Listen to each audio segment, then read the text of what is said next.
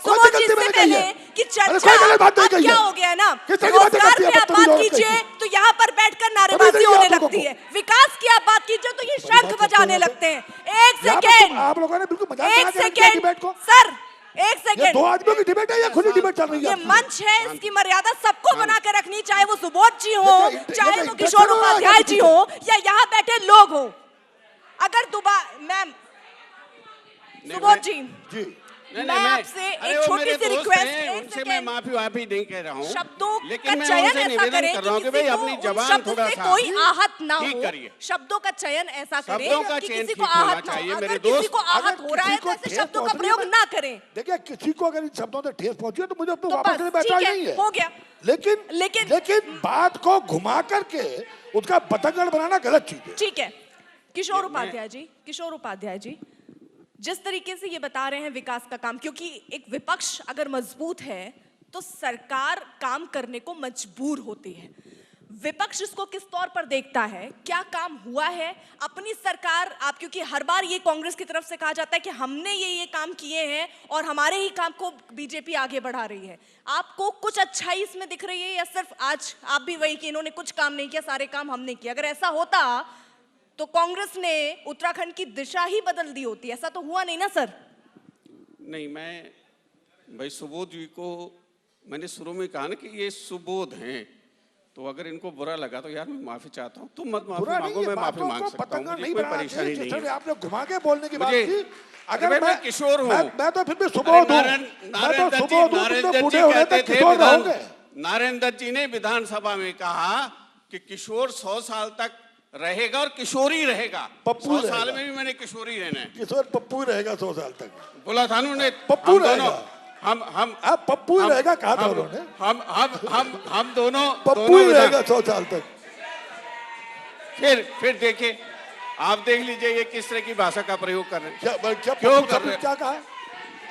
एक second sir, मैं आपसे रिक्वेस्ट करूंगी प्लीज, जब वो बोले तो उनको बोलने दीजिए। मैं आपको पूरा मौका दूंगी और आपको भी पूरा मौका दूंगी, लेकिन ऐसे चर्चा चलेगी नहीं और यहाँ बैठे लोग डिसाइड नहीं करेंगे कि चर्चा कैसे चलेगी। मुद्दों पर मैं यहाँ बैठी हूँ, यहाँ खड़ी हूँ, मैं बात कर रही हूँ। मैम, आपसे ये मैं आखिरी बार रिक्वेस्ट कर रही हूँ, ये आखिरी बार है। नहीं, ये आखिरी बार है। गलत बात, मैं हूँ यहाँ पर, मैंने अभी बोला, आप लोग समझाइए। सर, मैं आपसे, आप प्लीज माइक नीचे रखिए प्लीज सर, जब ये कंप्लीट कर लेंगे उसके बाद, ठीक है? अरे भाई गरिमा जी, आप बैठ जाइए या तो प्लीज। हम मुद्दों पर आते हैं। 21 साल हो गए।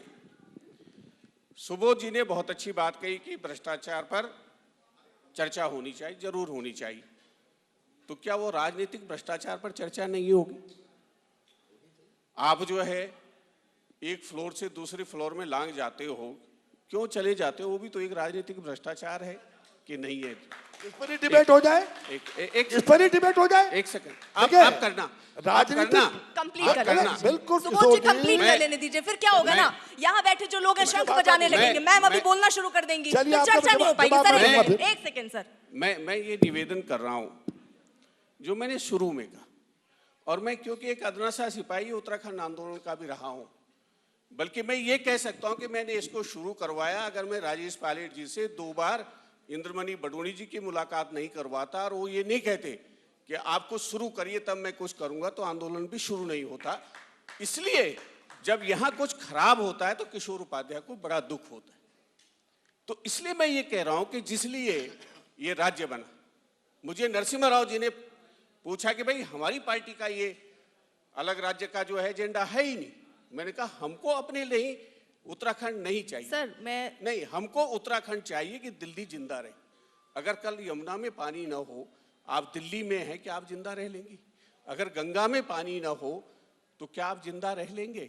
हमारे जो मुख्य सवाल हैं वो इस देश के नहीं बल्कि पूरी मानवता के सवाल हैं और उस पर सरकारों को आना चाहिए। मेरे काबिल दोस्त हैं, मैं इनसे ये कहना चाहता हूँ, बल्कि हमारे और भी साथी होते, मैं उनसे कहता कि भाई आप एक चीज बताओ, यूपीए गवर्नमेंट ने एक कानून बनाया, वनाधिकार कानून 2006 है, जिसमें यह है, पहले माफी मांगी गई है कि जो फॉरेस्ट ड्वेलर है, हम उनसे माफी मांगते हैं कि 2006 तक हम उनके साथ न्याय नहीं कर पाए। अब हम उनके सारे पुश्तैनी हक हकूक अधिकार वापस देते, हम उसको लागू नहीं कर पाए। और उसमें सबसे बड़ा जो सवाल है कि आपने मेरी 72% जमीन पर बिना मुआवजे दिए हुए कब्जा कर रखा है, आप उसको हमको क्यों नहीं लौटाते? आप हमारा जो जंगल छीन लिया, मेरी बहू की आपने चूल्हे की लकड़ी छीन ली, और ये नहीं सोचा कि ये अपने बच्चों को कैसे खाना खिलाएगी, तो भैया आपने उसके लिए रसोई गैस की व्यवस्था क्यों नहीं की है? हम पानी के बैंक हैं, यहाँ देहरादून में मैं टेरी बांध, सुबोध जी आपका तो बगल में टेरी और जो हमारा कोटेश्वर बांध है, सारी दिल्ली को 40 लाख लोगों को हम पानी दे रहे हैं दिल्ली में मुफ्त। भाई टेरी में 3 लाख रुपए का पानी का बिल क्यों आ रहा है? मेरे सवाल वो हैं जो कि हमको पूछने चाहिए, और हम भी उसका जवाब देंगे कि हमारे आपने रोजगार छीन लिया। खैर की लकड़ी थी ना, आपके यहाँ बहुत होती है, आपने जो है वो पान मसाले वालों को दे दी, हम उसका हल बनाते थे, हलसुंगा बनाते थे, हमारा रोजगार आपने छीन लिया। आप यहाँ के प्रत्येक परिवार को सरकारी नौकरी देनी पड़ेगी। ठीक और है। या